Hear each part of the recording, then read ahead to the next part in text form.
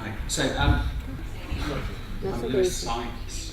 I'm a PhD researcher based at Myriad, the Manchester Institute for Research in Innovation in Art and Design. That's quite a mouthful, isn't it?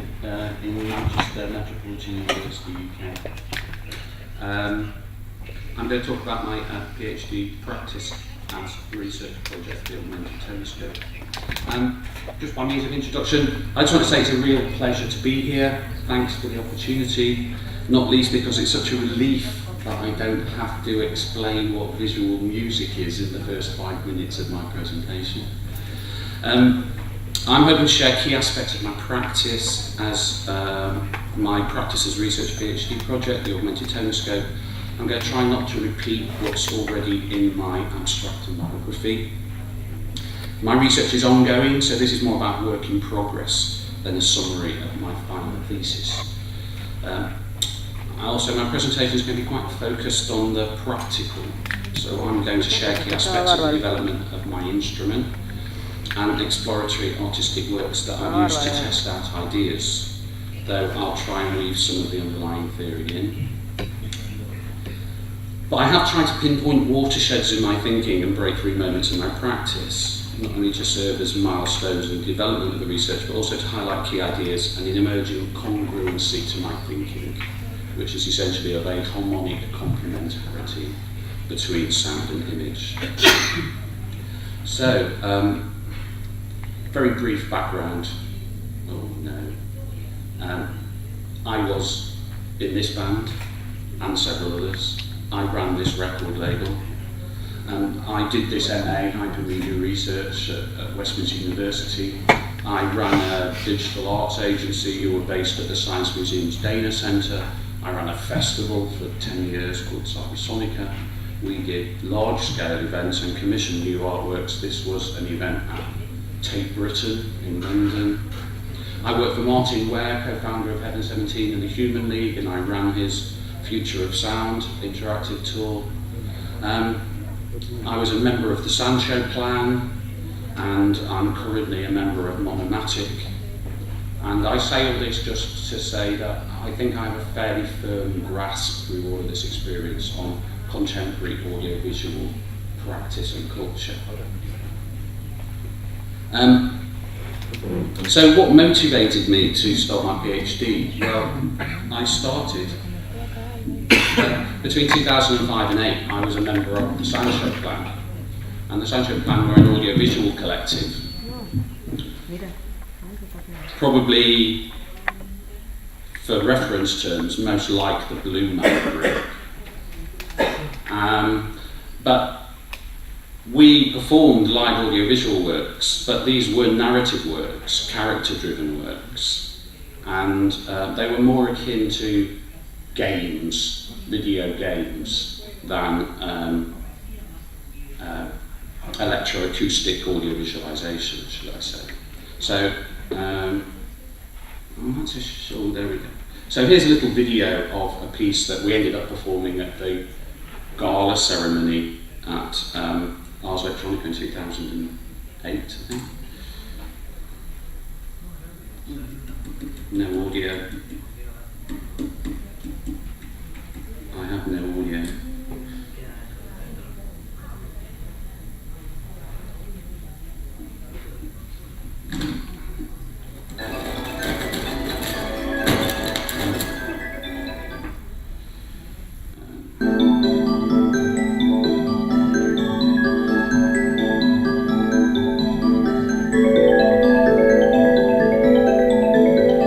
So all the animations are triggered at the same time as the music. All through these electronic drum pads.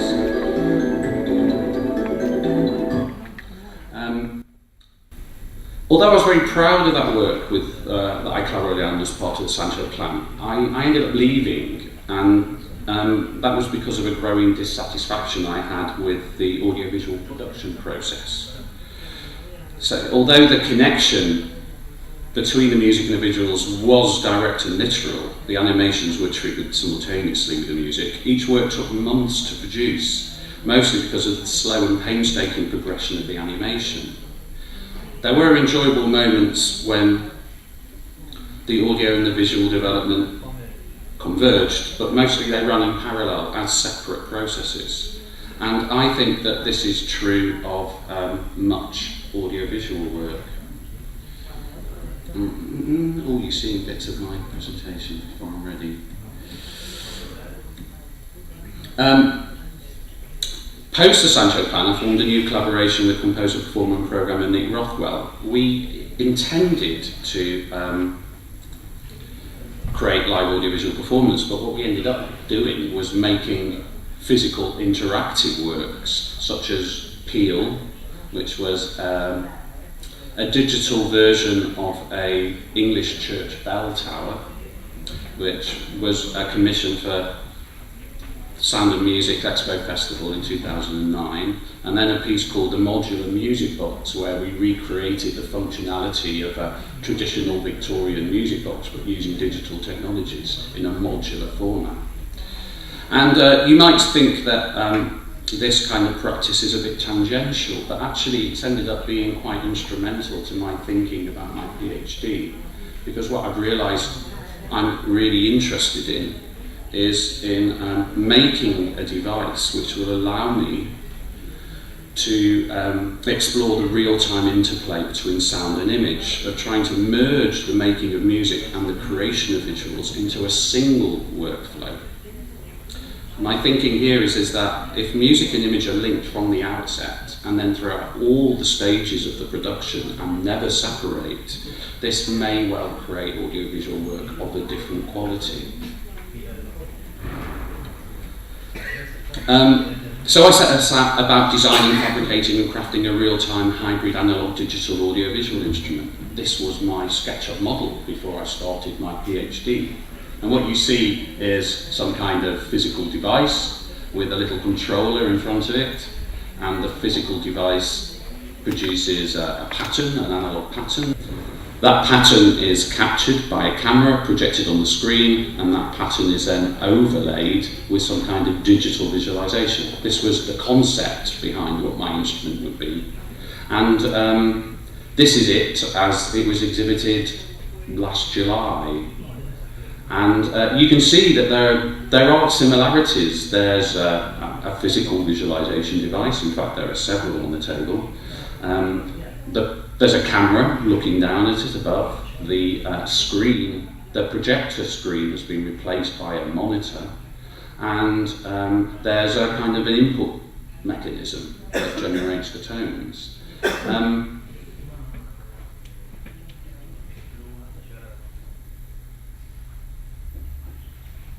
So a key aspect of my realising the analog component of my device was a close examination of a natural phenomenon, stationary or standing waves.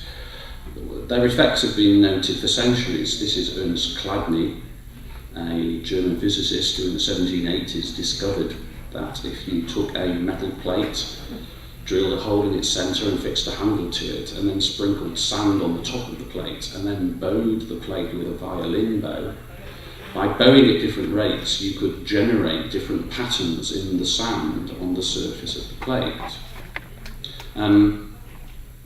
Hans Jenny is probably best known as the seminal researcher in this field in the 60s and the 70s, and he produced 2 volumes of empirical studies into the effects of sound and vibration in manifesting and creating physical pattern.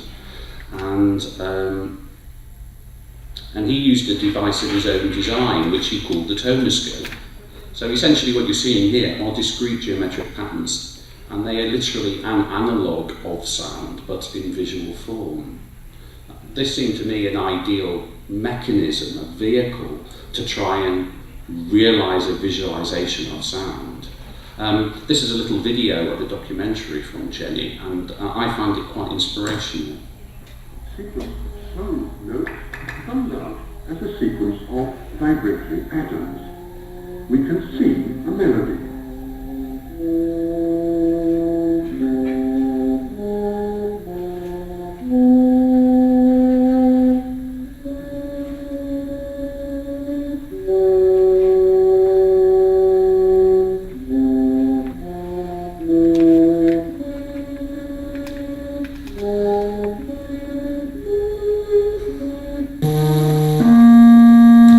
Okay, so Jenny realised this by literally nothing more complex than a cardboard tube with a piece of rubber stretched over the end, sand sprinkled on top of the rubber, and he sang down the other end of the tube.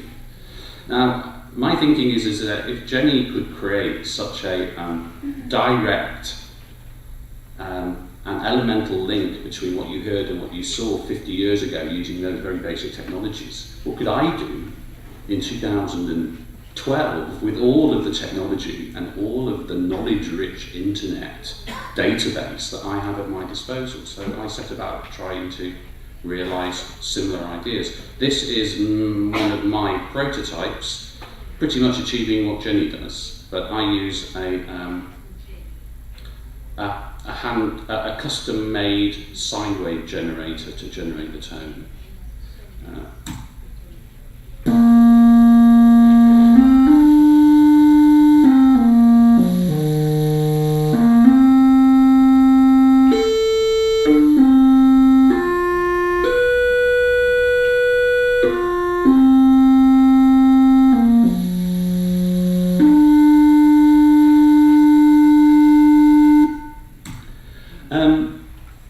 So what's happening here is that the drum skin is vibrating in sympathy with the sound wave, and the standing waves are generated because waves travelling out radially from the centre are interfering with waves reverberating back from the edge, and at certain frequencies the speed of the wave moving out and the speed of the wave moving back are the same, and they create these static forms. So I thought that a good way to try and test how well my tonoscope worked was to look at the theory, the maths behind vibrating circular membranes. And these are the various modes of a vibrating drum, from 0-1, which is the first mode, through to 6-1, which is the 12th mode. And I think what I'm going to do is I'm going to try and show you a little example of, if you will let me move, come on, let me move.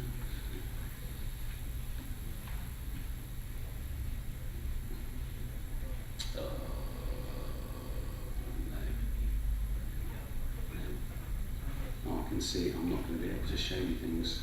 Okay.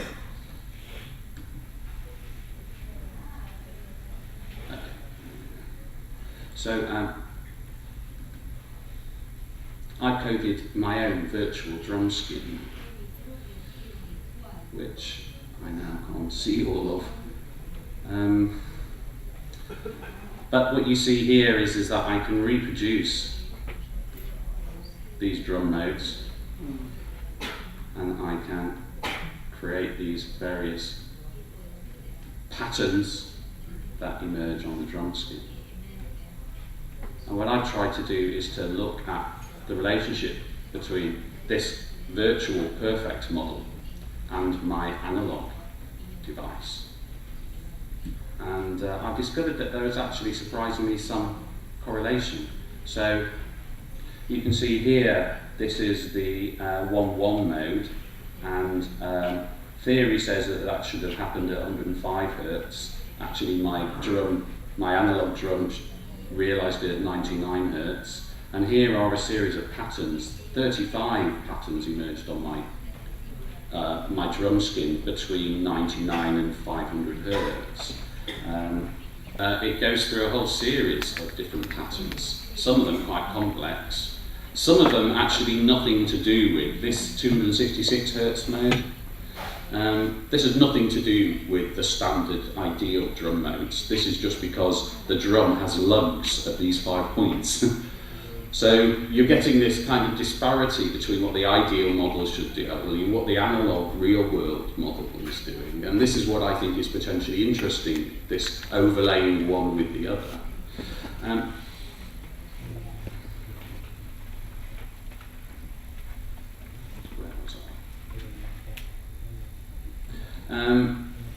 So one project in which I tried to actually realise this effect through a piece of art practice was the Somatic Adoof. So I was invited by a colleague, a fellow PhD candidate, to produce a piece for her travelling exhibition called the 21st Century Rural Museum. And the idea behind this was to raise consciousness about the desertification of rural Portugal. So I went on a study trip to Monsanto, a little village in the Adana and Nova region of central Portugal. And there I met and was introduced to the Adufeiras do Monsanto, who are this group of elderly women who perform traditional folk music of the region dressed in traditional costume.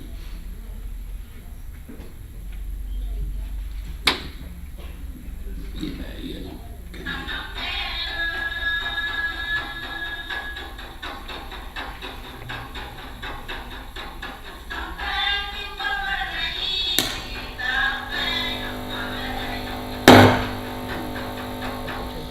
This particularly struck me, and I thought that I'd like to try and realise something of the quality of this musical tradition, but to try and implement cymatics as a mechanism to visualise that melody.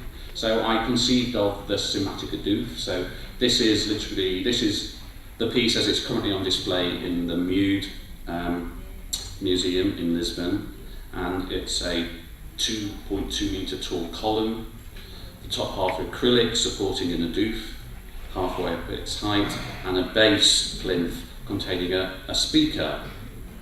And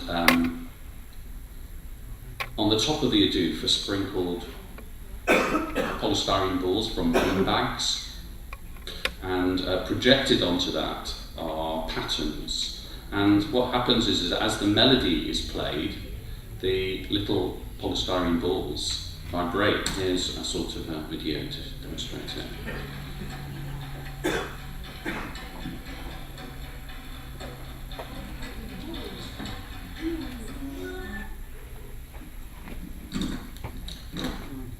The patterns that you see are another example of me trying to develop a kind of a virtual model, some kind of system that I could use that might reflect kind of symmetry or harmony.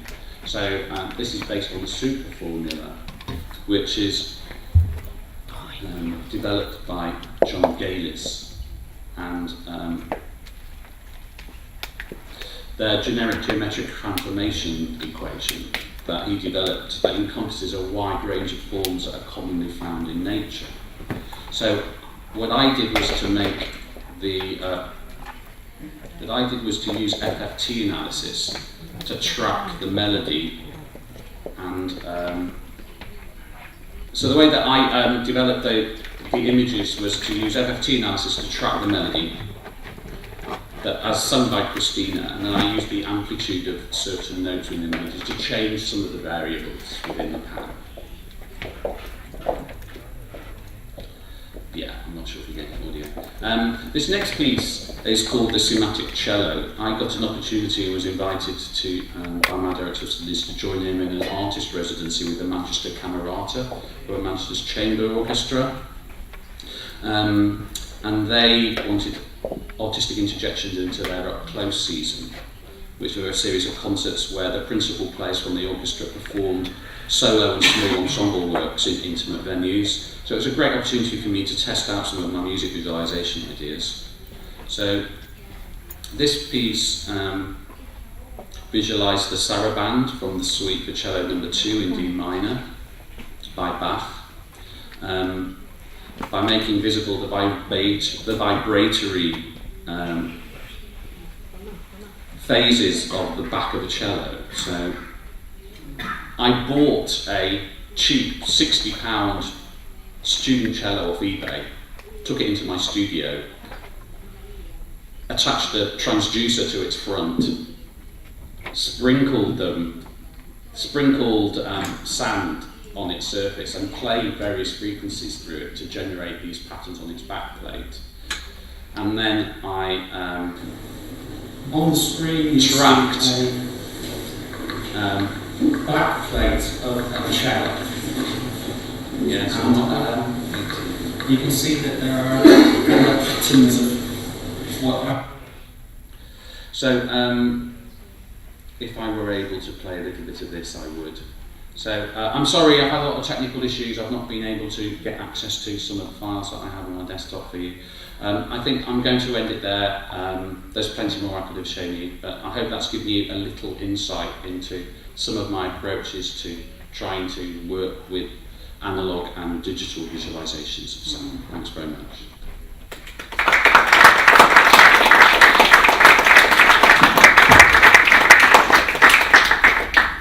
Gracias, Luis. Tenemos tiempo para una pregunta. Dan.